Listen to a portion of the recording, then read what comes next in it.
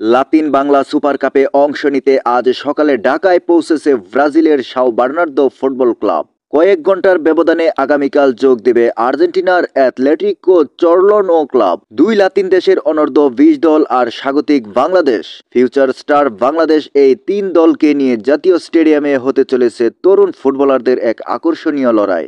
আয়োজকরা জানিয়েছেন ৫ ডিসেম্বর শুরু হয়ে ১১ ডিসেম্বর পর্যন্ত চলবে এই টুর্নামেন্ট। উদ্বোধনী ম্যাচে মাঠে নামবে ব্রাজিলের সাও বার্নার্দো ও ফিউচার স্টার বাংলাদেশ। ৮ ডিসেম্বর আর্জেন্টিনার অ্যাথলেটিকো চরলনো খেলবে বাংলাদেশের তরুণদের বিপক্ষে। শেষ ম্যাচে ১১ ডিসেম্বর মুখোমুখি হবে দুই লাতিন ক্লাব সাও বার্নার্দো ও অ্যাথলেটিকো চরলনো। তবে শুধুই ফুটবল নয়, আয়োজনের বড় আকর্ষণ দুই ফুটবল কিংবদন্তির আগমন। শেষ দিনের ম্যাচে উপস্থিত থাকবেন ব্রাজিলের বিশ্বকাপ জয়ী অধিনায়ক কাফু এবং আর্জেন্টিনার সাবেক ফরোয়ার্ড কডিউ কেনিজিয়া।